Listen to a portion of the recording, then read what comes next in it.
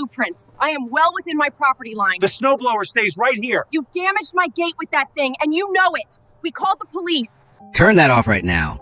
You are waking the whole damn neighborhood. The shriek cut to the pre-dawn silence sharper than the sub-zero wind chill. It was 6:15 a.m. in the middle of a raging Colorado snowstorm, the kind that buries cars and shuts down highways. I wasn't just clearing snow. I was engaging in my only form of therapy. But suddenly, my therapy was being interrupted by a figure standing at the end of my driveway, illuminated by the blinding LED headlights of an idling white Tesla Model X. It was Priscilla Thornfield, our newly elected Homeowners Association president. She was stomping up my driveway in pristine $1,000 UGG boots that were never designed for this kind of weather, waving a cream-colored envelope like a weapon. She was screaming over the roar of my dual-stage Aryan Snowblower, her face twisted into a mask of righteous indignation. I killed the engine. The sudden silence was heavy, filled only by the wind whistling to the naked branches of the oak trees my grandfather had planted 70 years ago. The heat from the engine radiated against my legs, a stark contrast to the biting cold on my face. "Can I help you, Priscilla?" I asked, keeping my voice calm, watching the steam rise from my breath. "You are in direct violation of the community noise standards," she yelled, thrusting the paper toward my chest. "I'm fining you $500 per incident. This is a formal cease and desist order. You are disturbing the peace." I looked at her. I really looked at her. In her designer parka and perfectly applied makeup at this ungodly hour, she represented everything that had changed about this place. For 15 years, I had cleared every driveway in this cul-de-sac for free. I did it for Mrs. Henderson, whose arthritis made gripping a shovel impossible. I did it for the Martinez family, so they could get their twins to daycare safely. I even did it for Bill, the neighborhood grouch, because that's what neighbors do. It's 6:15 a.m., Priscilla, on my own property. In a snowstorm. It's completely legal, I said, wiping snow from my goggles. And if I don't clear this, the school bus can't turn around at the end of the cul-de-sac. Do you want the kids walking through 2 feet of drift? That is not my problem, Marcus, she spat out, her words hanging in the icy air. Rules are rules. If you can't adhere to the lifestyle standards of Willowbrook Estates, maybe you should consider assisted living. You're just a grumpy old man who doesn't get how modern communities work. That was the moment. That was a spark. She didn't just insult me. She dismissed my entire existence. She saw a lonely widower, a retired relic occupying a corner lot that she probably thought would look better with a modern farmhouse remodel. She had no idea she was picking a fight with a retired master land surveyor who had mapped half of Jefferson County before she was even born. "You have 24 hours to pay the fine, or we place a lien on your property," she snapped, turning on her heel. She struggled for traction on the ice I hadn't cleared yet, flailing slightly before regaining her composure. I watched her march back to her Tesla. I watched her slam the door, and as she put the car in drive, her tires spinning on the slick pavement before gripping, a thought crystallized in my mind, colder and harder than the ice under her boots. She was driving on Oak Street. She was parking on Oak Street. She was threatening me on Oak Street. Grumpy old man, I whispered to myself, watching her taillights fade into the swirling whiteout. You have no idea, Priscilla. To understand why this moment broke me, you have to understand who I am. My name is Marcus Kellerman. I'm 58, a retired land surveyor, and I've been clearing snow in this neighborhood since before half these houses existed. This corner lot sits on my grandfather's original farm property, 160 acres of Colorado prairie that he worked with his bare hands until 1987. When the developers came circling in the early 2000s like vultures, my wife Sarah and I kept our 5 acres and the original farmhouse. We watched them build Willowbrook Estates around us like we were some kind of historical monument to a bygone era. The musty smell of my grandfather's old survey map still fills my basement office, rolled up in metal tubes alongside my professional equipment. Theodolites, laser distance meters, and heavy steel chains. Sarah passed away 3 years ago after a brutal fight with cancer, leaving me with an empty house and a grief so heavy I could barely function. That's when the 6 a.m. snow blowing started. It wasn't just a chore, it was essential to my survival. The vibration of the engine to my gloved hands, the crunch of fresh powder under steel-toed boots, the satisfying scrape of metal on concrete. It became my meditation. It was the only time the house didn't feel silent. Every morning for 15 years, I've cleared everyone's driveways. Even Bill's ancient golden retriever learned to expect his morning treat from a crazy neighbor who worked before sunrise. My surveying background meant I knew every property line by heart. I knew every drainage easement, every utility right of way. I knew the taste of cold brass from my theodolite eyepiece during boundary surveys. I knew the weight of the chain and the steel measuring tape. These tools taught me a bone-deep respect for property rights that most people never understand. Then she moved in. Priscilla Thornfield arrived like a conquering army in the summer of 2020. White Tesla Model X, UC Berkeley Law degree, and the kind of calculated smile that makes you check your wallet afterward. Within 60 days, she'd gotten herself elected HOA President during a Zoom meeting half the neighbors couldn't figure out how to join. Her property enhancement initiative started immediately. First target, Mrs. Henderson's 40-year-old rose garden. Suddenly, it was classified as non-conforming landscaping. Next, Bill's vintage pickup truck. It hadn't moved in 5 years, sure, but it was his pride and joy. Priscilla decided it detracted from curb appeal. The acrid smell of fresh legal notices became as common in our neighborhood as the smell of morning coffee. But here's what really made my blood boil. It was the way she talked to longtime residents like we were museum exhibits that needed to be curated or removed. How charming that you still do manual labor, Marcus, she'd chirp while installing her 6th ring doorbell to monitor our compliance levels. Her voice had that particular pitch that comes from years of talking down the people she considers intellectually inferior. Her monthly newsletters arrived on cardstock, so thick you could build furniture with it. Perfect fonts, embossed letterhead, rules written in pseudo-legal language designed to intimidate. No RVs in driveways, no visible garbage cans, no unapproved outdoor equipment storage, which apparently included my Snowblower sitting in my own open garage while I grabbed a shovel. What Priscilla never grasped was the difference between a neighborhood and a corporate campus. When you spend 32 years mapping boundaries, you develop a sacred respect for ownership. But she treated the whole subdivision like her personal kingdom and longtime residents like subjects who needed education in modern community standards.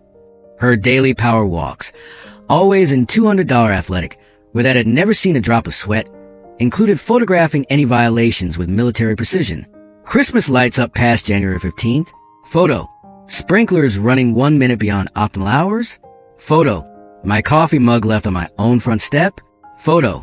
But that December morning, when she stomped through fresh snow waving legal threats like a suburban sheriff, she crossed a line that had been respected for decades. Not just my property line, though that was about to become critically important, but the unwritten agreement that neighbors help neighbors without lawyers getting involved. She wanted to teach an old man about modern rules. She called me a relic. What she didn't realize was that this old man had spent his career reading the original maps that showed exactly who owned what in this modern community. After she drove off, I didn't go back inside. I stood there in the cold, the wind biting at my exposed cheeks. I looked at the tire tracks her Tesla had left in the snow. I looked at the road, Oak Street, the main artery of the neighborhood, the only way in and the only way out. I remembered something my grandfather told me when he sold the bulk of the farm to the developers back in the late 90s. He was a shrewd man, old German stock, who didn't trust handshakes when land was involved. He had kept something back. At the time, I thought he meant the mineral rights or the water access. But as I stood there, freezing with a $500 fine in my hand, a memory surfaced. A specific clause in the deed transfer. A clerical error that the developers, in their rush to build cheap McMansions, had never corrected. The irony hit me like a physical blow. She had filed a noise complaint against equipment designed to help the entire neighborhood. She was trying to fine me for maintaining my own land. But the road she used to deliver that fine? The asphalt beneath her expensive tires? I turned off the Snowblower and walked back toward the house. I didn't feel the cold anymore. I felt a burning, precise focus. I went straight to the basement, bypassing the kitchen, bypassing the coffee pot. I pulled the chain on the overhead light in my office. There they were, the metal tubes, the history of this land. I pulled out the 1950 plat map and the transfer documents from 2002. I spread them out on my drafting table, the edges curled and yellowed. I grabbed my magnifying glass. My heart was pounding against my ribs, a heavy, rhythmic thud. I traced the boundary lines. I checked the legal descriptions. I cross-referenced the county's GIS data on my computer. Priscilla thought she was a judge, jury, and executioner of Willowbrook Estates. But as my finger traced the western edge of the subdivision, I realized something that made me laugh out loud in the empty house. She wasn't a landlord. She was a squatter. and I was about to serve the biggest eviction notice in the history of Jefferson County.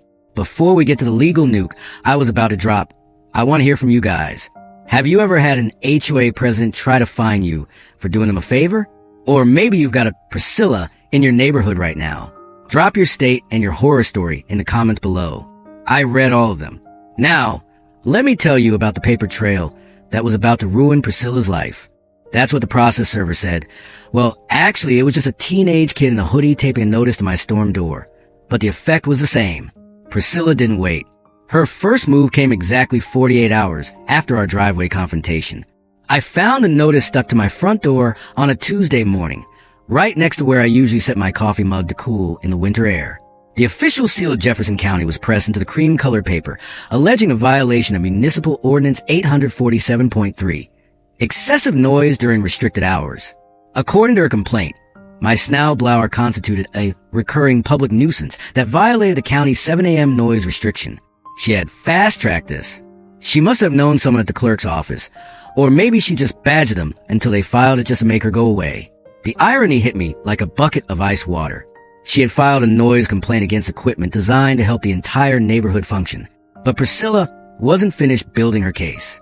By Thursday, she had organized something she called the Peaceful Morning Coalition. It was basically her, 2 other California transplants who worked remote tech jobs and hated waking up before 9 a.m., and cranky Bill. Bill had apparently switched sides after she promised to overlook his rusted-out vintage Ford truck if he backed her up. They launched a campaign on the Nextdoor app titled, Protecting Our Children's Sleep. I don't usually check Nextdoor. It's mostly people complaining about coyotes or suspicious-looking delivery drivers. But Mrs. Henderson called me. Marcus, she said, her voice trembling. You need to look at what she's posting. I logged in. My stomach churned. Priscilla had uploaded Ring doorbell footage of my 6:15 a.m. Snowblower operation. The video was edited, zoomed in on my face, with a filter that made the scene look darker and more menacing than it actually was. The caption read, This resident refuses to respect community health standards. The decibel levels are triggering anxiety in our pets and disrupting the sleep cycles of our children. We need a zero-tolerance policy for this kind of aggression. The comments section had exploded into digital warfare. Mrs. Henderson had tried to defend me. Marcus is a blessing. He does this for free. But Priscilla's coalition fired back. Intent doesn't excuse the violation of bylaws, Margaret. We are building a modern, peaceful community. If he wants to run heavy machinery, he should move to a farm. That was the second time she suggested I didn't belong here. First, assisted living. Now move to a farm. She was trying to gentrify me out of my own grandfather's land. That's when my 32 years of dealing with municipal bureaucracy kicked in. I didn't get angry. I got technical. I grabbed my keys and the citation. I drove straight to the Jefferson County Planning and Zoning Office. The fluorescent lights hummed with a headache-inducing buzz. The smell of floor wax and stale coffee was familiar. I spent half my career in rooms like this, arguing over setbacks and easement rights. I pulled a ticket number and waited. When my number was called, I walked up to the counter. The clerk was a guy named David, looking like he had the weight of the entire county's paperwork on his slumped shoulders. Help you? He mumbled, not looking up. I'd like to contest a citation for Ordinance 847.3. I said, sliding the paper across the laminate counter. David sighed, finally looking at the document. Look, sir, if you were running a leaf blower at 6 a.m., just pay the fine. The judge isn't going to. It wasn't a leaf blower, David. It was a Snowblower. During a storm event, I pulled a second document from my folder, a highlighted photocopy of the Colorado Property Maintenance Code. I didn't go to law school like Priscilla, but I know how to read code. Surveyors have to be half lawyer just to survive.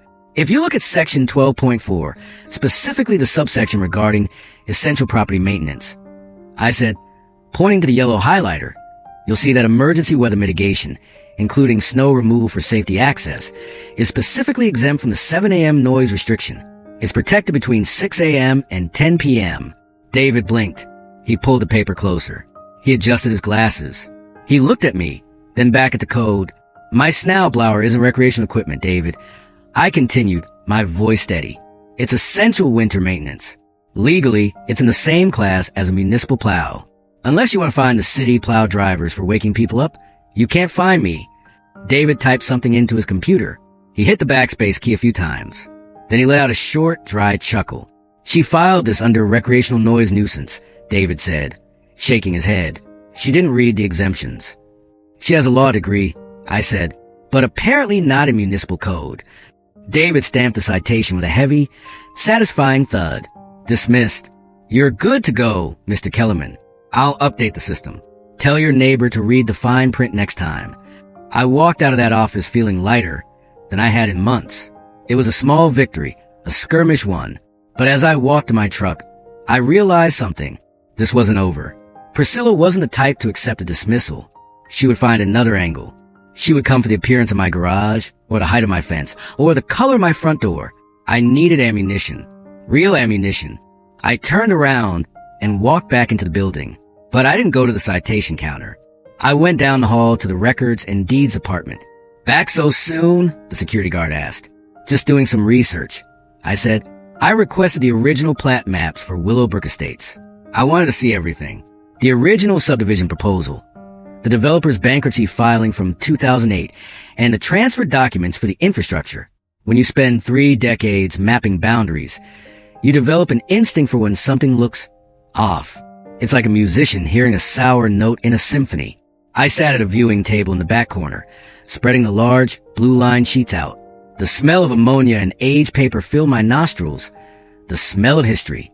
I started tracing the lines of the development. Phase 1, completed 2004. Phase 2, completed 2006. Then I got to Phase 3, the western edge. My edge. The edge where the developers had surrounded my farm. The developer, Apex Development, had grand plans. They were going to build a clubhouse, a pool, and pave Oak Street all the way to the highway. But then the 2008 financial crisis hit. Apex went belly up faster than a lead balloon. I pulled the dedication of public right-of-way file. This is a legal document where a developer officially gives the roads they built to the city or county, so the government takes over maintenance and liability. I flipped through the pages. Maple Street, transferred. Pine Court, transferred. Cedar Lane, transferred. My finger stopped. I flipped back. I checked the index. Oak Street. It wasn't there. I felt a prickle of sweat on the back of my neck. I requested the bankruptcy liquidation file for Apex Development. It was a chaotic mess of assets sold off to pay creditors. Unfinished lots were sold to other builders. Equipment was auctioned. But the road? The physical strip of land that constituted Oak Street? Because it was technically an easement on the original plan, the bankruptcy court had ignored it. They assumed it had already been transferred. The city assumed it had been transferred. The homeowners assumed it had been transferred. But in Colorado, we follow the recorded deed principle. If it isn't properly documented and recorded, it legally didn't happen. I closed the file. My hands were trembling, but not from the cold this time. I needed one more thing to be sure. I needed to cross-reference this with my grandfather's original deed, the one sitting in my basement. I drove home in a daze. Priscilla's Tesla was parked on the street. When I pulled in, she was out there with her phone, probably filming my truck to see if it was parked more than 12 inches from the curb. She glared at me. I didn't glare back. I smiled. It was the smile of a man who just realized he was holding a royal flush while his opponent was betting the farm on a pair of twos. I went straight to the basement. I pulled the metal tube labeled Kellerman Farm, 1950. I spread grandfather's survey map across my workbench. The yellowed paper crackled. I turned on the overhead lamp. The western edge of the original farm. The strip where Oak Street now runs. Grandfather had sold the surrounding 150 acres to Apex. But right there, in the legal description, was a phrase I had glossed over 1,000 times because it never mattered before. Retaining ownership of the western 40-foot ingress/egress corridor for agricultural access. Grandfather had kept the road. He kept it so he could move tractors between the fields without going onto the public highway. Apex was supposed to buy that strip from us in 2008 to finalize the subdivision. I remembered the letters. I remembered the offer. But then, the crash happened. The check never came. The paperwork was never signed. Sarah got sick around that time. We were so focused on our chemo on the hospital bills that we forgot about the land deal. We just assumed the city took it by eminent domain or that it was part of the bankruptcy settlement. But they hadn't. I looked at the map. I looked at the deed. Priscilla Thornfield, the woman who was currently petitioning the county to fine me for noise violations, wasn't just an annoying neighbor. Technically, legally, and irrefutably, she was trespassing on my farm every single time she drove to Starbucks. And she had just declared war on the landlord. I was sitting on a nuclear bomb, and Priscilla Thornfield was trying to strike a match. That Friday night, after discovering the discrepancy in the county records, I didn't sleep. I couldn't. The adrenaline was coursing through my veins like ice water. I sat in my basement office, staring at the two documents side by side on my drafting table. On the left, the 2004 subdivision plat map for Willowbrook Estates, showing Oak Street as a dedicated public right-of-way. On the right, my grandfather's 1950 warranty deed and the 2008 bankruptcy filing from the developer. The legal reality existed in the empty space between them. The county thought they owned the road because the developer drew a map saying they would give it to them. The developer thought they had transferred it before they went bust. But the transfer deed, the actual legal instrument that moves dirt from one owner to another, was never recorded. It was a ghost deed, a phantom asset. In the eyes of the law, the ownership had snapped back like a rubber band to the last legal holder of the title. Me. But paper is just paper. In my line of work, paper doesn't mean a damn thing until it matches the dirt. I needed physical verification. I needed to find the iron. Surveyors leave markers. Monuments. We call them. Usually, they are long iron rods driven deep into the earth, capped with plastic or brass, marking the exact corners of property. If I was right, there was a specific iron pin that marked the southwest corner of my original farm boundary. If that pin was where I thought it was, Oak Street wasn't a street. It was my driveway. I waited until 2 a.m. The neighborhood was dead silent. The snow had stopped, leaving the world crisp and frozen under a full moon. It was perfect surveying weather. No heat shimmer, no traffic, no nosy neighbors. Or so I thought. I hauled my equipment case up the basement stairs. It was heavy, a vintage Leica T2 theodolite. I have modern GPS gear, sure, but for this, I wanted the old school reliability of optics and angles. I wanted to see it with my own eyes. I stepped out into the biting cold, my breath plume before me. I set up the tripod at the known benchmark in my backyard, a concrete monument I poured myself in 1995. I leveled the instrument, the bubbles centering perfectly, the cold brass eyepiece pressed against my socket as I swung the scope toward the street. I needed to locate the corner pin.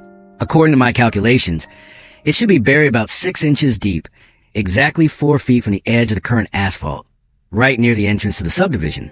I grabbed my magnetic locator, a wand that detects ferrous metal underground, and walked toward the street.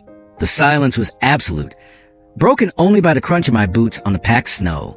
I swept the wand back and forth over the snowbank. Whine, whine, nothing. I moved further left, encroaching on what was technically the common area maintained by the HOA. Whine, screech. The locator screamed. A solid hit. I fell to my knees and started digging. I used a small hand trowel, chipping away the frozen earth. My heart was hammering against my ribs. If this was just a piece of rebar or a buried soda can, my theory was dead. I hit metal. I brushed away the dirt. There it was. A rusted iron cap, stamped with the license number LS 2409. I knew that number. It belonged to Old Man Miller, the surveyor who mapped this area in the 60s. This was the original monument. I ran a tape measure from the pin to the center of the road. 40 feet. Exactly. The entire width of the asphalt, plus the sidewalk on Priscilla's side of the street, lay inside the boundary line, defined by this pin. I sat back on my heels in the snow, laughing quietly. It was a dark, guttural laugh. "What are you doing?" The voice made me jump. I spun around. Priscilla's husband, Todd, was standing on his porch in a bathrobe, squinting into the darkness. He was holding a phone, the flashlight beam cutting through the night and blinding me. "Is that you, Marcus?" Todd called out, his voice shaking slightly. "It's 2:30 in the morning, man. What the hell are you digging for?" I stood up, brushing the dirt from my knees. I didn't hide the magnetic locator. I didn't hide the shovel. "Just checking property line, Todd," I said calmly. "At night? In the snow?" Todd lowered the phone, but I could see he was still recording. "Priscilla is terrified, Marcus. She says you're stalking us. She says you're having a breakdown. Tell Priscilla she doesn't need to worry about me stalking her," I said, picking up my gear. "She should worry about where she parks that Tesla." "What does that supposed to mean?" "It means have a good night, Todd." I walked back to my house, feeling his eyes and his camera lens, burning a hole in my back. By morning, that video would be on Nextdoor. The narrative would be set. Marcus Kellerman, the crazy grieving widower, prowling the streets at night, digging holes in the common area. Let them think I'm crazy. It's better if they underestimate me. The next morning, Saturday, I made the call. Danny, don't bill me for this call yet. I said as soon as he picked up. Danny Kowalski has been my friend since basic training. He's now a partner at a firm in Denver that specializes in high-stakes land disputes. He's the kind of lawyer who wears cowboy boots to court and quotes case law like scripture. Marcus, it's Saturday. Unless you killed someone or bought a boat, hang up. I think I own Oak Street, I said. Silence. Long silence. Explain, he said, his voice dropping an octave. I drove to his office an hour later. I laid it all out. The grandfather's deed, the bankruptcy gap, the survey pin I found last night, the noise complaint dismissal. Danny sat there, reading the documents. He didn't speak for 10 minutes. He just flipped pages, hummed, and occasionally muttered, "Holy shit." Finally, he took off his reading glasses and rubbed the bridge of his nose. "Marcus," he said, "look at me dead in the eye. Do you realize the leverage you have here? I have a hunch." This isn't just a hunch. This is a chokehold. Danny stood up and walked to the window, looking out at the Denver skyline. In Colorado, access easements are sacred, but they have to be granted. If Apex never finished the paperwork and the county never condemned the land, then that road is technically a private driveway on your farm. He turned back to me, a grin spreading across his face, a shark smelling blood in the water.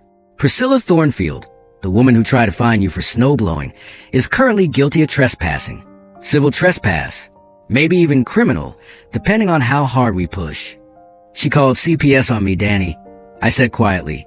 She told the sheriff I was demented. Danny's smile vanished. She made it personal. She sure did. Okay. Danny sat back down and pulled a yellow legal pad toward him. Here's the play. We don't sue them. If we sue, it drags on for years. We need to force them to sue us. We need to change the status quo on the ground. How? We revoked the license, Danny wrote rapidly. Legally, their use of the road for the last 15 years has been permissive. You, being a good neighbor, allowed it. But now, due to hostility of the HOA leadership, you are withdrawing that permission. He looked up. We send a notice. 30 days to negotiate a formal easement or vacate the property. They won't believe it, I said. Priscilla thinks she's the law. She'll laugh at a letter. Let her laugh, Danny said. The notice is just a formality. It's the warning shot. When the 30 days are up, if they haven't paid you for the land, then what? Danny leaned forward. Then you close the road, Marcus. It's your property. You have every right to secure it. I thought about the gate. I thought about the sheer chaos it would cause. 47 homes. No way in or out except a muddy fire trail 2 miles back. Can I really do that? It's your land, Danny said. The only person who can stop you is a judge. And by the time they get a judge to look at this mess, Priscilla will be explaining to 47 angry families why she picked a fight with the guy who owns the pavement. I left Danny's office with a draft of the letter in my hand.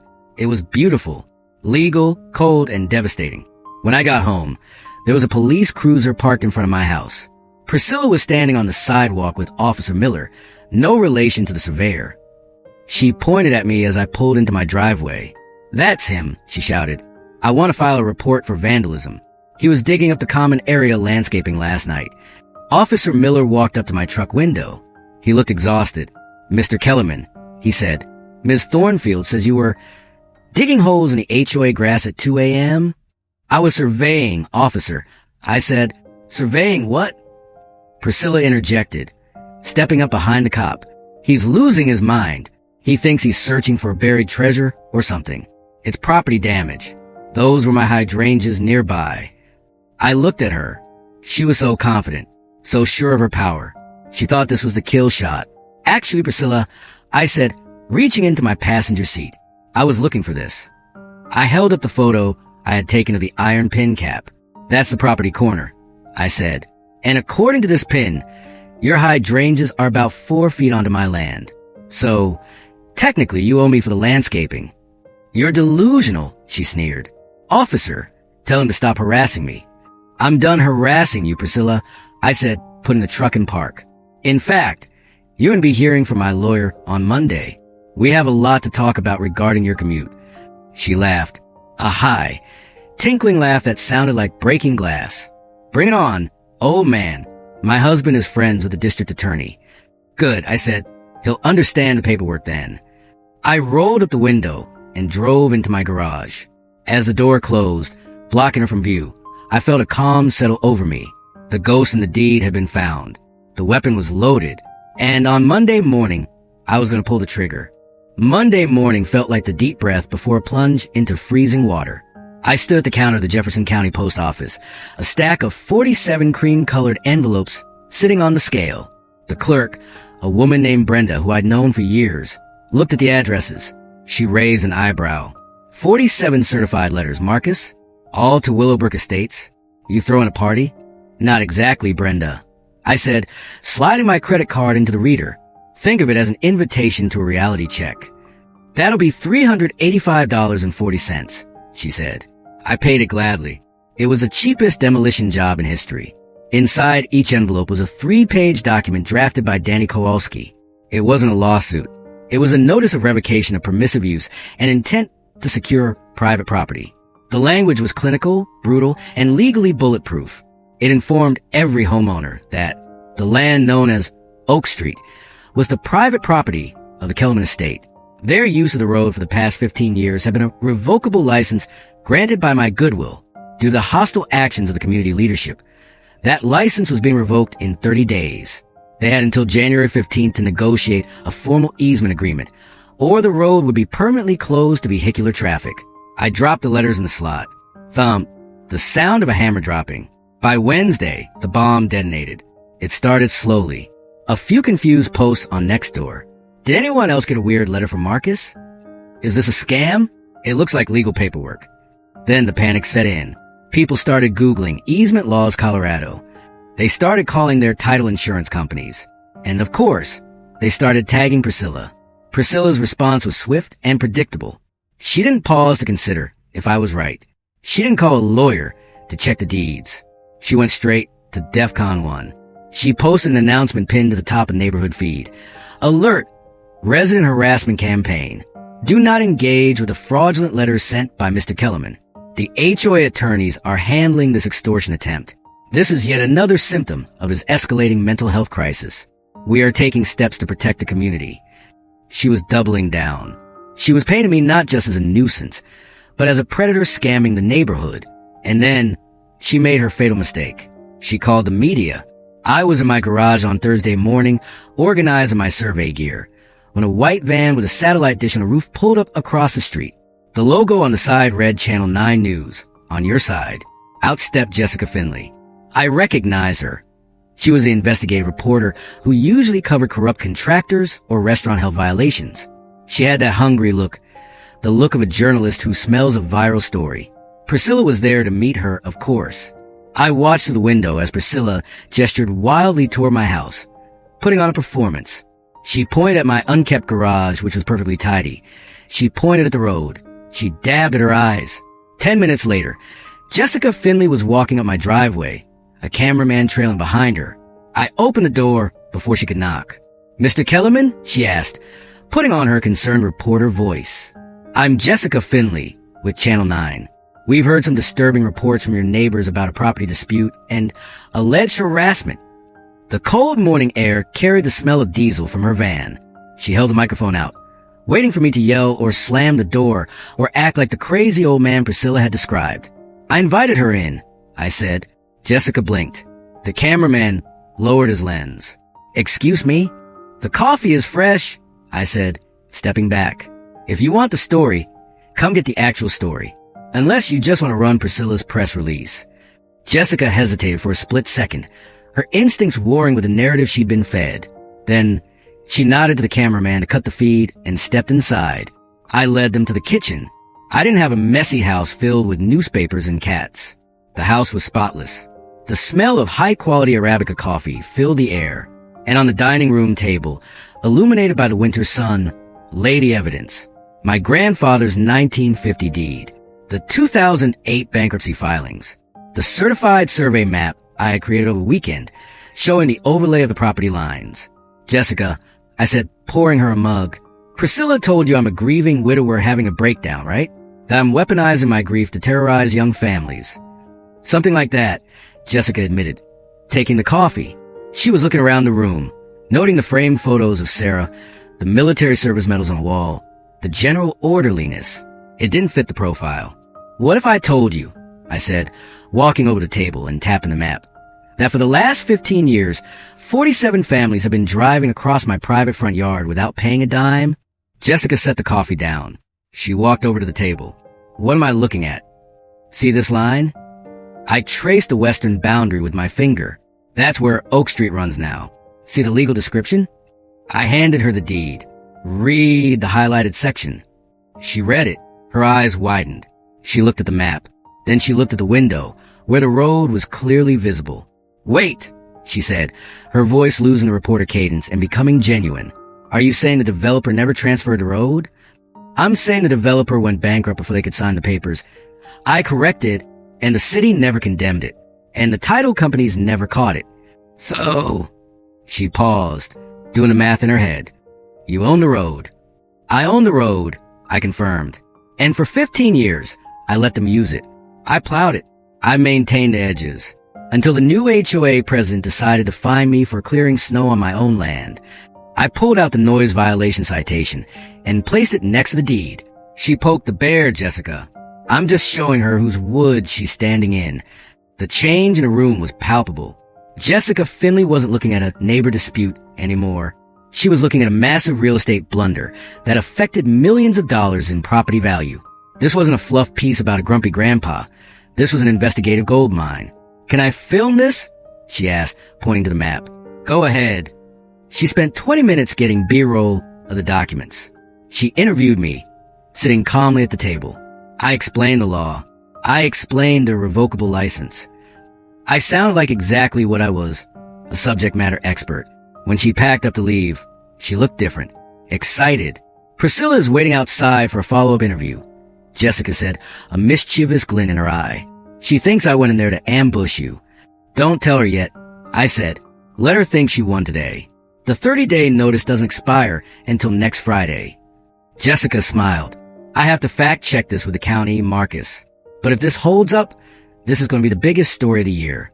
I watched from the window as Jessica walked back down the driveway. Priscilla rushed up to her, looking eager. I couldn't hear what they were saying, but I saw Jessica nod professionally, get in the van, and drive away without giving Priscilla the on-camera validation she wanted. Priscilla stood there confused. She looked at my house. She pulled out her phone and started typing furiously. 2 hours later, a private investigator showed up. He was sitting in a nondescript sedan, parked, you guessed it, on Oak Street. He didn't come to the door. He just sat there, watching. Priscilla was escalating. She wasn't just relying on the news anymore. She was digging into my past. She was looking for dirt, financial troubles, criminal record, medical history. Anything she could use to discredit the deed. She wouldn't find anything. My life was as boring as it was disciplined. But her desperation made me realize something. She knew. Deep down, the lawyer in her knew that if I was right, she was dead in the water. She was fighting for her life now. That evening, I got a text from Danny. Danny, just got a call from the HOA's law firm. They are threatening a restraining order against you for legal harassment. They say your letters are causing emotional distress. Me, what did you tell them? Danny, I told them to read the deed. And I told them that if they file a frivolous restraining order against a landowner securing his property, I will file a countersuit for slander of title that will bankrupt their firm. Danny, also, start shopping for gates. You're gonna need them next Friday. I looked at the calendar. January 15th. The deadline. The days ticked by. The neighborhood grew tense. People stopped walking their dogs past my house. The whispers stopped being whispers and started being shouts at HOA meetings I wasn't invited to. Priscilla told everyone the county was on her side. She told them the police would arrest me if I tried anything. She promised them that I was bluffing. She had no idea that I had already pulled the permits. I wasn't bluffing. I was preparing for a siege. January 15th arrived on a Thursday. The deadline. For 4 weeks, the neighborhood had oscillated between nervous laughter and genuine panic. Priscilla had spent the entire time assuring everyone that my letters were legally toothless. Don't dignity him with a response. She had emailed the community. Our attorneys are handling this. Her attorneys were handling it by ignoring Danny. They sent one cease and desist letter claiming prescriptive easement, which Danny laughed at because they couldn't prove hostile use, and then went silent. They were betting I wouldn't actually spend the money to shut down a street. They bet wrong. At 7 a.m., the heavy equipment arrived. I wasn't using a handyman. I had hired Denver Steel and Gate, a company that specializes in securing industrial sites and celebrity compounds. The foreman, a guy named Pete who looked like he chewed gravel for breakfast, hopped out of his truck. "You the guy who owns the road?" Pete asked, looking at the asphalt. "That's me. And you want the Fort Knox package?" "I want the nobody comes in unless I say so package." I corrected. Pete grinned. We brought the big drill. The installation was a spectacle. A massive auger bored 3 feet into the frozen earth on either side of the street entrance. My earth. They poured quick-drying, high-strength concrete. Then came the crane, lowering 2 massive black powder-coated steel pillars into place. These weren't decorative garden gates. These were 12-foot-high, anti-ram barriers with spear-tipped finials. The sound of the core drill cutting through the asphalt of Oak Street echoed to the neighborhood like a war drum. Priscilla came running out of her house at 8:15 a.m., still in her bathrobe, phone in hand. She stopped dead when she saw the crane. What is this?" she screamed, running toward the crew. "Stop. You can't drill into the street. This is public property." Pete didn't even look up from his welding torch. He just pointed a thumb at me. "Talk to the owner, lady. I am the HOA President." Priscilla shrieked, waving her phone at Pete's face. "I am ordering you to stop this vandalism immediately." I walked over, holding a clipboard with a building permit I'd pulled the week before. "Morning, Priscilla," I said, my voice carrying over the idle of the crane. "This is a permitted security installation on private property.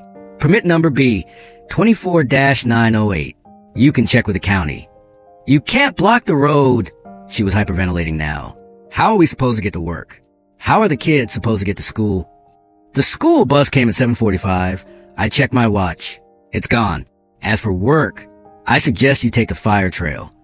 The fire trail was an unpaved, rutted dirt easement that connected the back of the subdivision to the county highway. It was technically drivable, but in a Tesla Model X with low-profile tires, it would be a nightmare. "I'm calling the police," she screamed. "Go ahead," I said. "I have the deed, the permit, and the survey right here." She dialed 911. I waited. The gate was finished by noon. It was a masterpiece of engineering.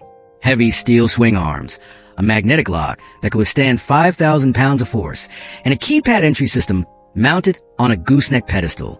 I programmed the master code. Then I programmed a secondary code for fire department and EMS, because I'm not a monster.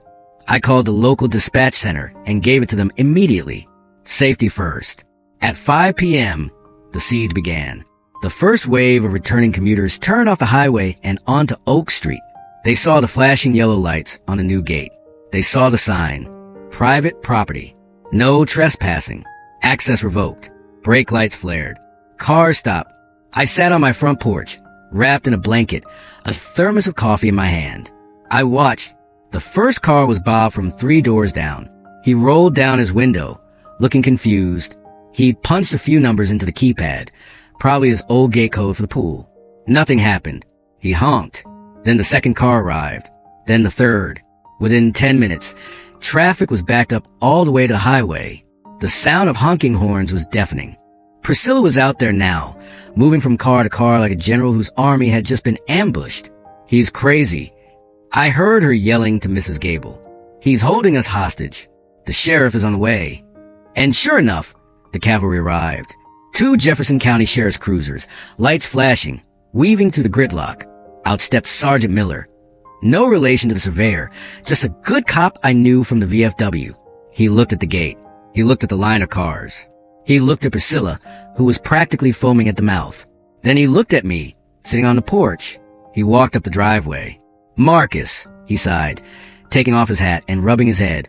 "You built a gate." "I secured my property, Sergeant," I said, standing up. "I sent them a 30-day notice. They ignored it. Priscilla says you've trapped them." "They aren't trapped." I pointed toward the back of the subdivision. "The rear easement is open. They can leave whenever they want. They just can't drive across my front yard anymore." "Marcus," Miller lowered his voice, "this is a public road." "Is it?" I handed him the file. Danny had prepared a law enforcement brief specifically for this moment. It contained a chain of title, the bankruptcy records, and, most importantly, a letter from the county attorney admitting they had no record of owning Oak Street. Miller read it. He read it again. He looked at the gate.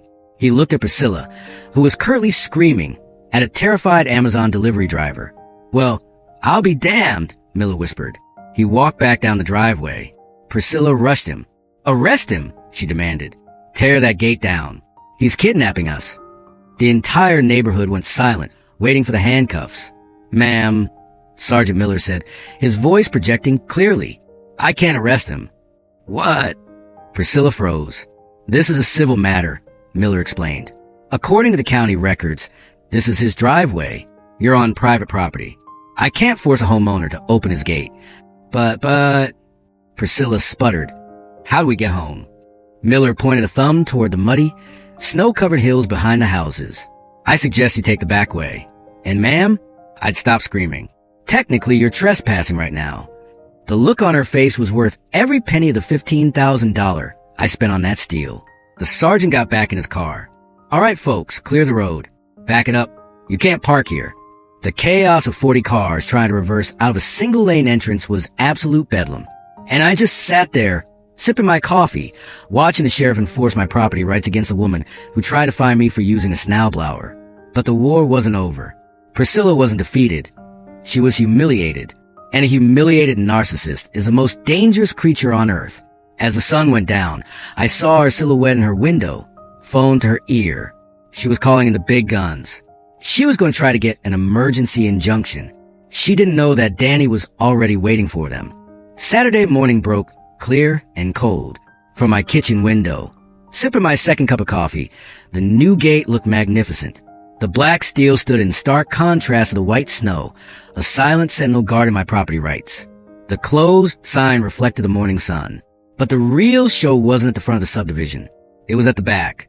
Since I had blocked the paved entrance, the only way in or out of Willowbrook Estates was the emergency fire easement. This was a road in name only. In reality, it was a glorified dirt track that wound through the scrub brush behind development, connecting to the county highway about 2 miles down. It was designed for high-clearance fire trucks. It was not designed for Priscilla's low-profile Tesla Model X or the fleet of BMW sedans that populated our neighborhood. I didn't need a drone to see what was happening. I could hear it. The sound of spinning tires, revving engines, and the sickening crunch of expensive plastic undercarriages hitting frozen ruts drifted across the morning air. Mrs. Henderson called me around 9 a.m. "Marcus," she said, sounding torn between amusement and worry. "Priscilla is stuck. She tried to take the shortcut to get to her spin class. She bottomed out in the drainage ditch." "Is she hurt?" I asked. Only her pride. And her suspension. Todd is out there with a shovel yelling at the mud. I felt a twinge of satisfaction, but I kept my voice steady. "Well, that's unfortunate. If only someone had plowed the main road this morning." "Oh, wait, I did, but nobody can use it." The Iron Curtain had descended on Willowbrook Estates, and the logistics of modern suburban life began to collapse immediately. The first casualty was the trash collection. At 10 a.m., the massive waste management truck rolled up to my gate. The driver, a guy I'd waved for years, hit the brakes. He stared at the keypad. He looked at the sign. He didn't even try to call dispatch. He just put the truck in reverse. There was no way he was taking a 20-ton garbage truck down the fire easement. He backed out onto the main road and drove away, leaving 47 full trash cans sitting at the curb inside the fortress. By noon, the Amazon Prime van arrived. Same result. The driver took a photo of the gate, marked the packages as undeliverable, access problem, and left. Priscilla's peaceful morning coalition was quickly turning into the angry afternoon mob. I watched the neighborhood group chat, which I had hacked access to via a sympathetic neighbor's screenshot feed. It was chaos. Karen_, "My Hello Fresh box wasn't delivered. This is insanity." Mike_, "My Uber driver refused to come down the dirt road. I had to walk a mile in the snow to get picked up." Priscilla_admin, "Everyone remain calm. The legal team is filing an emergency injunction. This will be over by Monday. We will make him pay for every minute of this inconvenience." But the cracks were forming. At 2 p.m., there was a knock on my door. It wasn't the police. It wasn't Priscilla. It was Jim Martinez. Jim was a good guy. He worked in IT, had 2 twin boys, and had never complained when I cleared his driveway. He looked tired. His boots were caked in mud, evidence of the hike he'd just made from his car parked on the highway. Marcus, Jim said, shivering on the porch. Can we talk? Come in, Jim. He stood in my hallway, refusing to take off his coat. Look, man, I get it.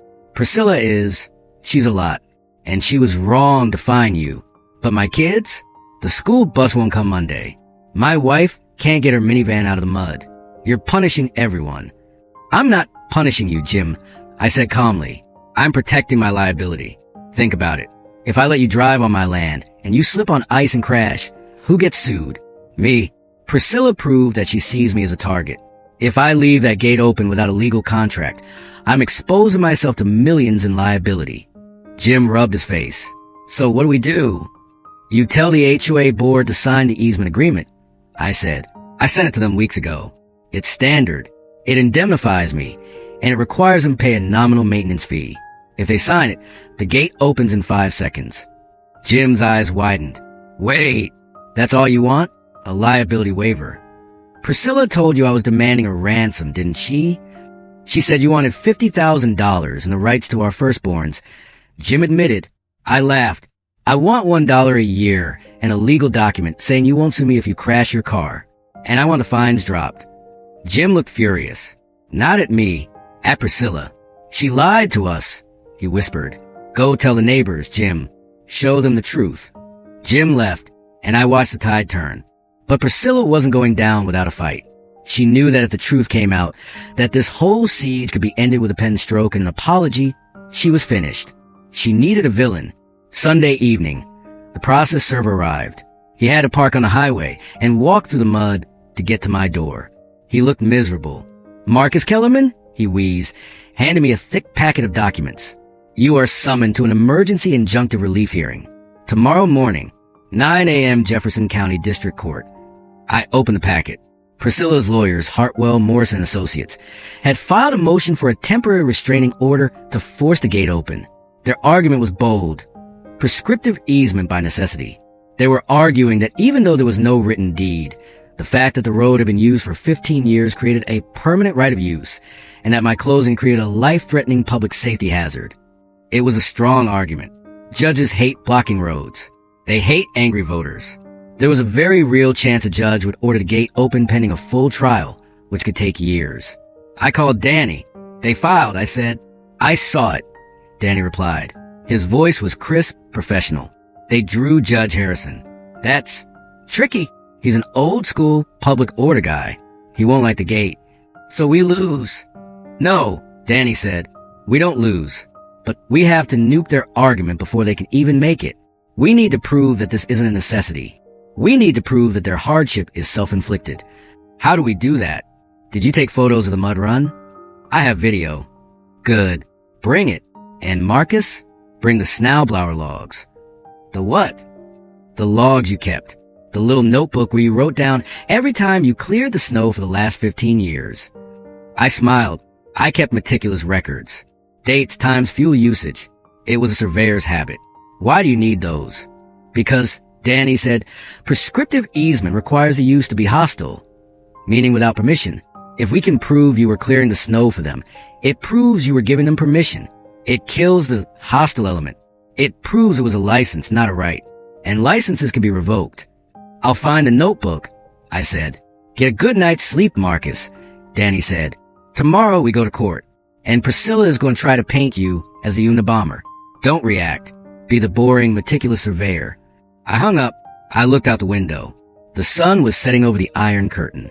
The neighborhood was silent, save for the distant sound of a car spinning its tires in the mud on the back road. Priscilla thought she could use the law to bully me. She thought a judge would see a poor community trapped by a crazy old man. She forgot one thing. In property law, the person with the best map usually wins. And I had the original map. I sat at the defendant's table in courtroom 4B, my hands folded on top of the mahogany surface. Beside me, Danny Kowalski was arranging his files with the slow, deliberate movements of a predator preparing a trap. On the other side of the aisle, the plaintiff's table was crowded. Priscilla was there, of course. wearing a navy blue power suit that probably cost more than my first truck. She was flanked by 2 attorneys from Hartwell, Morrison and Associates. The lead lawyer, a guy named Brad who had perfect hair and a smile that didn't reach his eyes, was whispering urgently to her. Behind them, in the gallery, sat the Peaceful Morning Coalition. About 10 neighbors had taken the day off work to witness my public execution. They whispered and pointed, glaring at the back of my head. "All rise," the bailiff intoned. Judge Harrison swept in. He was an older man with bushy eyebrows and a reputation for hating nonsense. He took his seat, adjusted his glasses, and looked down at the docket. Case 24, CV 0091. Willowbrook HOA v. Kellerman. Emergency motion for injunctive relief. He looked over his glasses at the attorneys. "I've read the briefs. This is a property dispute regarding access. It is a public safety crisis, Your Honor." Brad stood up, buttoning his jacket. "The defendant has illegally erected a barrier across a road that has been in continuous public use for 15 years. He has trapped 47 families. Emergency vehicles are blocked. Children are missing school. We are asking for an immediate order to remove the gate." Brad was good. He painted a picture of a neighborhood under siege by an unhinged hermit. He used words like malicious, arbitrary, and hostage. He argued that under Colorado law, the HOA had established a prescriptive easement, meaning that because they had used the road for so long without me stopping them, they now had a permanent legal right to it. I watched Judge Harrison. He was nodding. He didn't like the idea of blocked roads. My stomach tightened. "Mr. Kowalski?" The judge turned to Danny. "Why shouldn't I order this gate opened? It seems your client is creating a significant public nuisance." Danny stood up. He didn't button his jacket. He didn't use big words. "Your Honor," Danny said, his voice calm, "we don't dispute that the neighbors have used the road for 15 years. We dispute the nature of that use." Danny walked to the podium. "To establish a prescriptive easement," Danny continued, citing the statute from memory, "the use must be open, notorious, continuous, and, crucially, hostile. Hostile means without permission," the judge noted. "Exactly," Danny nodded. "If the landowner gives permission, it's not hostile. It's a license, and a license can be revoked at any time." There was no permission. Priscilla blurted out from the table. Brad put a hand on her arm to silence her. "Miss Thornfield claims there was no permission," Danny said, turning to look at her. "She claims they just took the road, and Mr. Kellerman did nothing. But we have evidence to the contrary." Danny picked up a small, battered black notebook from our table. It was my survey log. The cover was stained with grease and coffee. "Your Honor, I'd like to call Mr. Kellerman to the stand for a limited testimony regarding this evidence." I took the stand. I swore the oath. "Mr. Kellerman," Danny asked, holding up the notebook, "what is this?" "That's my maintenance log," I said into the microphone. "I'm a surveyor. We document everything." "And what is recorded in this log?" "Snow removal operations," I said. "Every time I cleared the neighborhood driveways. Dates, times, fuel costs, and notes on road conditions. And for how long have you been clearing the snow for the subdivision?" 15 years. Since 2009. Danny walked the log up to the judge. "Your Honor, please turn to the entry dated February 14th, 2018. The judge flipped the pages. "I see it. Cleared heavy drift from Thornfield driveway. 5 a.m. salted the entry curve." Danny turned the room. "The entry curve is on Oak Street. The Thornfield driveway is private property. Mr. Kellerman wasn't just tolerating their presence. He was actively maintaining the access for them. He was providing a service. He was acting as a neighbor." Danny paused for effect. By accepting his snow removal services for a decade, the residents of Willowbrook Estates implicitly accepted his authority over the road. They accepted his permission to be there. Therefore, the use was permissive, not hostile. There is no prescriptive easement. There is only a revocable license. And due to Ms. Thornfield's harassment, that license has been revoked. The courtroom was silent. Brad, the expensive lawyer, looked like he had just swallowed a lemon. He knew the case law. He knew Danny had just severed the jugular vein of their argument. Cross-examination? The judge asked. Brad stood up slowly. "Mr. Kellerman, did you ever explicitly tell anyone they had permission?" "Actions speak louder than words," I said. "When I plow your road for free, that's permission. When I stop plowing and put up a gate because you fine me, that's revocation." Brad sat down. He had nothing. Judge Harrison took off his glasses. He looked at Priscilla, who was turning a shade of red I had never seen before. The court finds the defendant's argument persuasive, Judge Harrison ruled, his voice booming. The evidence shows a history of permissive use granted by the landowner. Under Colorado law, a license is revocable at the will of the grantor. Mr. Kellerman owns the land. He has a right to secure it. He banged the gavel. Motion for injunctive relief is denied. The gate stays. I suggest the parties negotiate a settlement before this goes to a full trial, because based on what I've seen today, the plaintiff has an uphill battle. Court is adjourned. The sound of the gavel was better than any symphony. I stood up. Danny clapped me on the shoulder. Textbook, he whispered. We walked out into the hallway. Priscilla and her posse were waiting. Her peaceful morning coalition looked shattered. They were realizing that the crazy old man had just beaten them in a court of law. Priscilla marched up to me. She was trembling, not with fear, but with pure, unadulterated rage. You think you've won? She hissed, ignoring her lawyer who was trying to pull her away. You haven't won anything. You've just made enemies of 47 families. You're the most hated man in this county. I looked at her. I thought about the 6 a.m. fines, the CPS call, the ridicule. Priscilla, I said, my voice low enough that only she could hear. I didn't make enemies. You did. You picked a fight with the only guy who knows where the bodies are buried, literally and geographically. We will appeal, she screamed. Go ahead. Danny interjected smoothly. But while you appeal, the gate stays closed. And every day it stays closed, property values in Willowbrook drop another percentage point. Who do you think the neighbors are going to blame? The guy protecting his farm or the president who lost the road? Priscilla's eyes widened. She looked at her neighbors. They weren't looking at me with hate anymore. They were looking at her with panic. By the way, I added, buttoning my coat, I'm firing up the Snowblower tomorrow morning, 6 a.m. sharp. I have to clear my driveway. If the noise bothers you, well, you can always move. I walked out of the courthouse and into the winter sun. But the victory wasn't total yet. Priscilla was wounded, but she wasn't dead. And as Danny had predicted, the pressure inside the neighborhood was about to reach a boiling point. The residents were trapped behind the Iron Curtain, and they were looking for a scapegoat.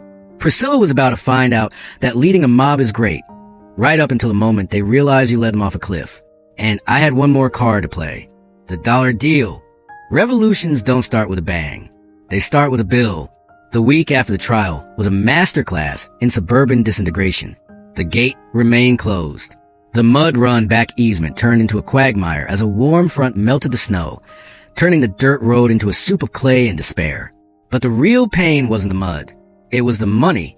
On Wednesday, a for sale sign went up on the Miller house, no relation to the sergeant or the surveyor. They were relocating for work. By Friday, the sign was down. Not because it sold, but because the realtor refused to list it. I heard the conversation through the grapevine, Mrs. Henderson. The realtor had told him, I can't sell a house with no legal road access. The title is clouded.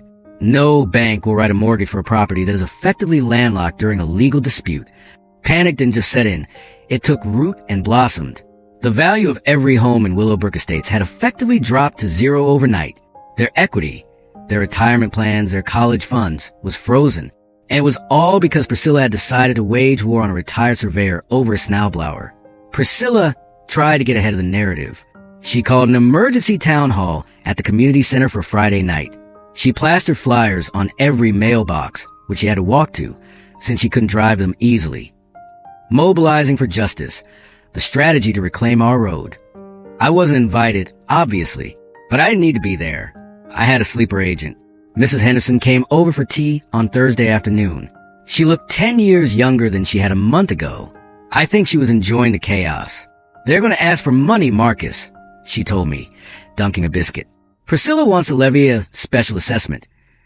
$5,000 per our household to fund an appeal to the state Supreme Court. I whistled. That's $250,000 war chest.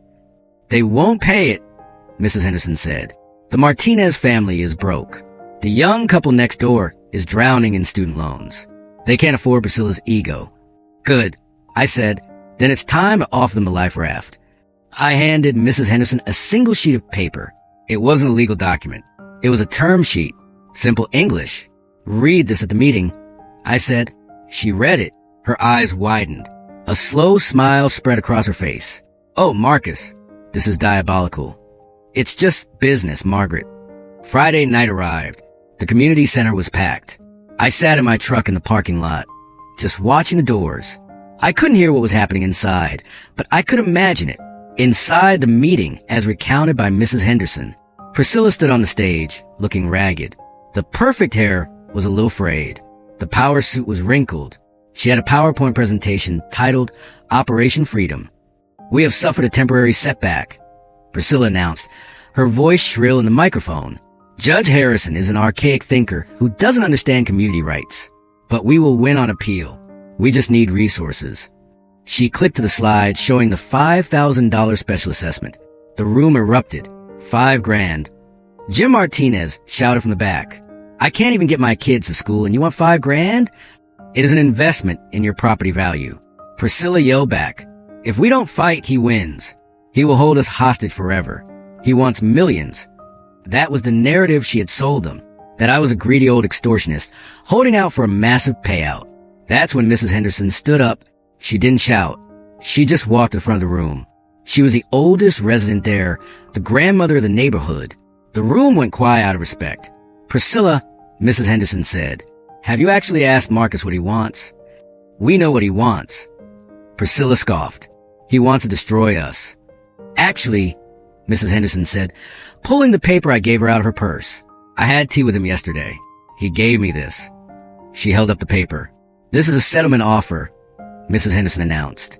"Marcus is willing to sign a permanent, irrevocable easement granting the HOA full rights to the road. He will open the gate immediately." A hush fell over the room. You could hear a pin drop. "For how much?" someone shouted. "What's the price?" Mrs. Henderson looked at the paper, then at the crowd. $1, she said. The room gasped. Priscilla froze, her mouth open. $1. Jim Martinez asked, "What's the catch?" "There are 2 conditions," Mrs. Henderson read. Condition number 1, the HOA must dissolve its current disciplinary committee and rewrite the bylaws to remove the fining power for aesthetic violations. A murmur of approval rippled through the room. Everyone hated the aesthetic fines. And condition number 2, Mrs. Henderson looked directly at Priscilla.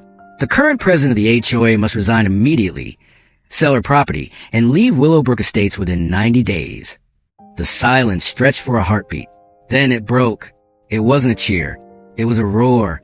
It was a sound of 46 families realizing that the only thing standing between them and their normal lives, their road, their money, their peace, was one person, Priscilla Thornfield. "You have to resign," Jim Martinez said. Standing up, "This is blackmail." Priscilla screamed, clutching the podium. "He is trying to dictate who lives here. This is illegal." "It's a settlement offer," someone else yelled. "Take the deal." "We aren't paying $5,000 for your ego," another shouted. The mob turned. It was visceral. They had been inconvenienced, humiliated, and terrified by the prospect of financial ruin. And now they knew that the solution was free. All they had to sacrifice was the woman who caused the problem in the first place. "I won't do it," Priscilla shrieked. "I was elected. I am the president." Mrs. Henderson turned to the vice president, a quiet accountant named Dave. "Dave," Mrs. Henderson said, "according to the bylaws, if the president acts against the best interests of the community, the board can remove her with a unanimous vote, right?" Dave looked at the angry mob. He looked at Priscilla, who looked like a cornered rat. He looked at the paper offering the dollar deal. "I call for a vote of no confidence," Dave said into his microphone. "Seconded," the treasurer yelled. Priscilla looked around wildly. "You can't do this. I am the only one fighting for you." "All in favor?" Dave asked. The entire room raised their hands. Even Cranky Bill. Even the people Priscilla had brought onto the board. "Motion carries," Dave said. "Priscilla, you're out." Outside the meeting, the doors burst open. People poured out, looking relieved, energized. I saw Jim Martinez running toward my truck. "Marcus," he yelled. "She's out. Dave is the acting president. They're signing the deal." I smiled. I took a sip of my coffee. Then Priscilla came out. She was alone. She walked slowly, her head down. She walked past my truck. She stopped for a second. She looked at me through the glass. Her eyes were red. She looked smaller than I had ever seen her. I rolled down the window. "It didn't have to be this way, Priscilla," I said softly. "I just wanted to clear the snow." "You're a monster," she whispered. "No," I said. "I'm a surveyor. I just put lines where they belong. She walked away into the darkness toward her mud-caked Tesla. The mutiny was over. The queen was dead. Long live the neighborhood. But there was still one loose end. The resignation was one thing. The departure was another. And I intended to make sure she honored the terms of the deal. There's a specific sound a moving truck makes when the air brakes release. It's the sound of victory. The morning after the mutiny, Saturday, was business time. Dave, the accountant who was now the acting president of the Willowbrook Estates HOA, showed up at my front door at 9 a.m. sharp. He looked like a man who had survived a shipwreck and washed up on a friendly shore. Marcus, Dave said, holding a clipboard, I have the signatures. The entire board signed. We dissolved the aesthetic committee at 8 a.m. The fines are gone. The dollar deal is approved. He handed me a crisp $1 bill. George Washington never looked so good. I handed him the remote to the gate. It's open, Dave. Tell the neighbors they can come home. Dave looked at the remote like it was a holy relic. He walked down the driveway, pointed at the black steel pillars, and pressed a button. Beep, whir. The hydraulic arms groaned. A mechanical sigh of relief, and the iron curtain swung open. The first car if he wasn't a resident. It was the mail carrier, who had been holding a week's worth of letters at the depot. He waved at me as he drove past. Then came the Amazon truck. Then the residents, returning from their exile on the mud road. People honked as they passed my house. Not angry honks. Happy honks. A few waved. Mrs. Henderson blew a kiss from her porch. Order was restored. But the infection wasn't fully purged yet. Priscilla was still in the big house on the corner. According to the settlement agreement, she had 90 days to list her property and vacate. It was a harsh clause. Danny had called it a scorched earth provision, but the HOA had agreed to it because they knew it was the only way to ensure peace. As long as Priscilla lived there, the threat of legal retaliation lingered. For the first 2 weeks, Priscilla played a dangerous game of chicken. She didn't list the house. The for sale sign never appeared. She stayed inside with the blinds drawn, her Tesla parked in the garage. She was betting that we wouldn't enforce it. She was betting that now that the gate was open, I would lose my leverage. She forgot that I didn't need to enforce it. The neighborhood would do it for me. The social pressure began quietly. When Priscilla finally ventured out to check her mail, nobody spoke to her. I don't mean they were rude. I mean she was invisible. Neighbors she had bullied for 2 years looked right through her. Then came the logistical pressure. The new HOA board, emboldened by their freedom, started auditing the books. They found irregularities in Priscilla's spending during her presidency. Nothing criminal enough for jail, but enough for a civil suit. They sent her a letter. List the house, or we sue you for the $12,000 spent on consulting fees to your husband's firm. But the final straw was the gate code. I had given the new master code to Dave. Dave gave it to the residents. But somehow, purely by clerical error, Priscilla's phone number was never registered in the system. Every time she wanted to enter the neighborhood, she had to stop at the keypad and call a neighbor to buzz her in. I watched it happen from my porch one Tuesday evening. Priscilla's Tesla idled at the gate. She punched in the code. Access denied. She punched it again. Access denied. She called the Martinez house. No answer. She called Mrs. Henderson. No answer. She called the treasurer. No answer. She sat there for 20 minutes, trapped outside the paradise she used to rule, until a pizza delivery guy finally let her tail him in. The humiliation broke her. 2 days later, the sign went up. It wasn't discreet for sale by owner sign. It was a massive sign from a luxury brokerage.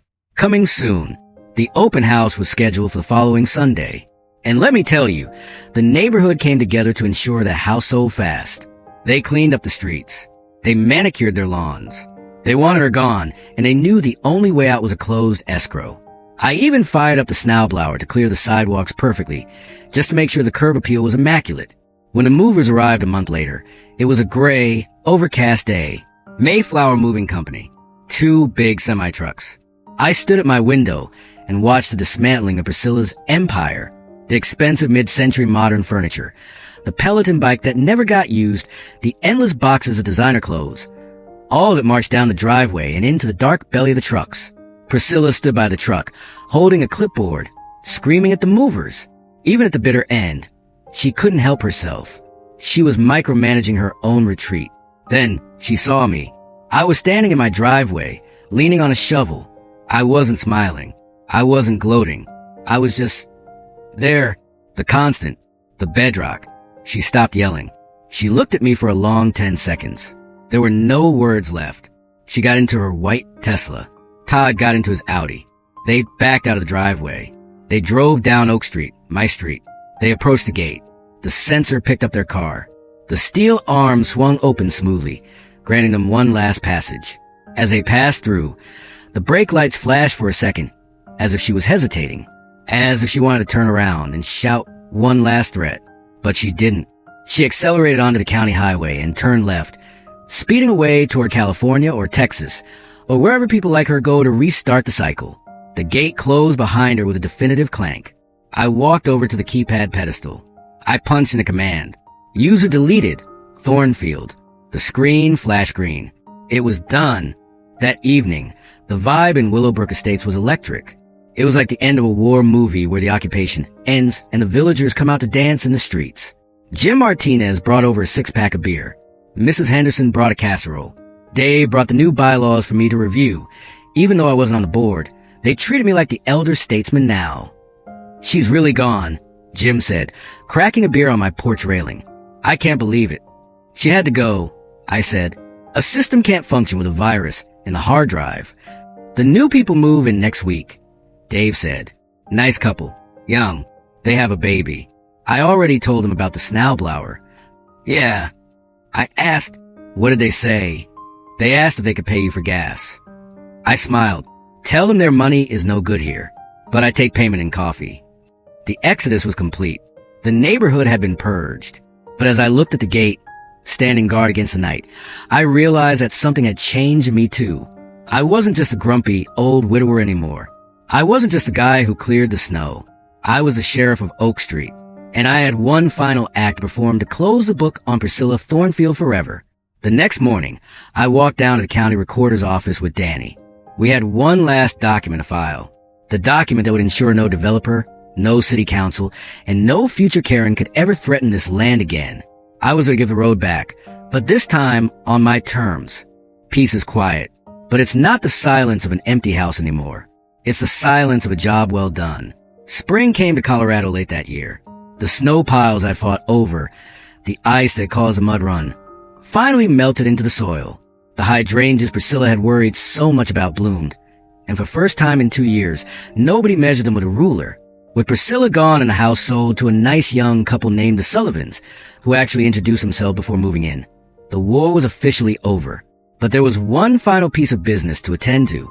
I met Danny at the Jefferson County Clerk and Recorder's office on a Tuesday. The same office where I discovered the ghost deed. The same office where this whole mess began. You sure about this, Marcus? Danny asked, holding the thick document we had drafted. Once we file this, you lose the nuclear option. You can't close the gate again. I don't need a nuclear option, Danny. I said. I proved my point. We approached the counter. The clerk stamped the document. Recorded. It wasn't a standard road dedication. It was a conditional grant of permanent easement. I gave the road to the HOA, but I baked 3 poison pills into the deed restrictions that would run with the land forever. The anti-Karen clause.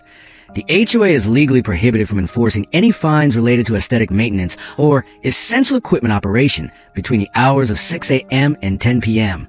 If they violate this, the road ownership reverts to the Kellerman estate. The maintenance mandate. The HOA is solely responsible for paving and pothole repair, but they must contract with a bonded vendor. No more special assessments for slush funds. The memorial. The road was officially renamed. The next week, the city workers came out to change the street sign. They took down the green Oak Street sign.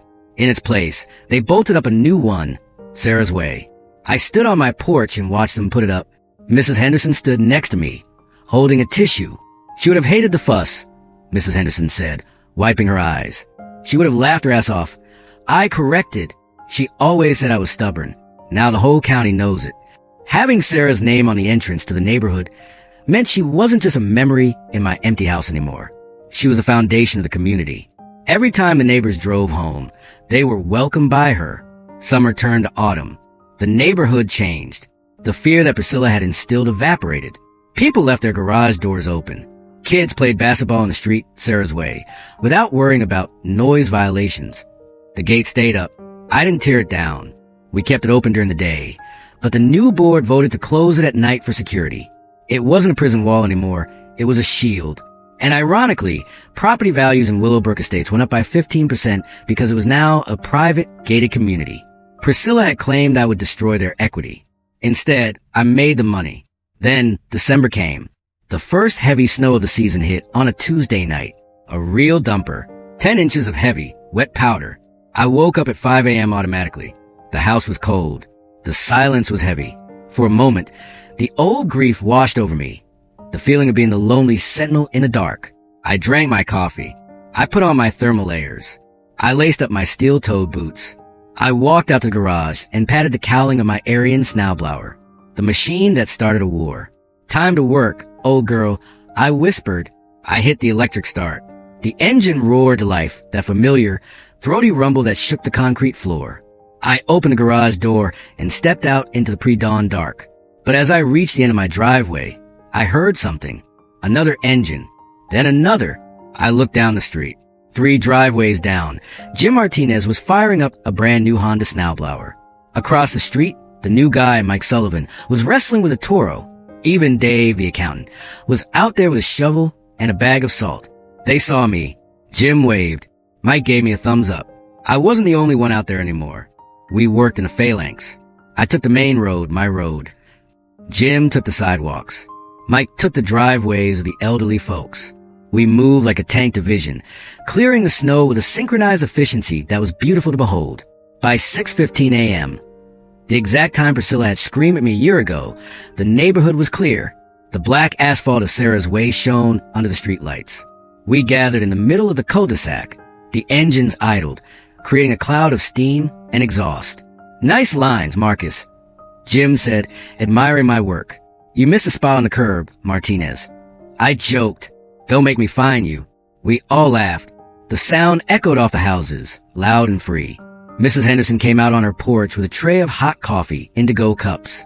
You boys are waking the neighborhood, she teased, handing me a cup. Let them wake up, I said, taking a sip. It's a beautiful morning. I looked around at the community I had saved. They weren't just neighbors anymore.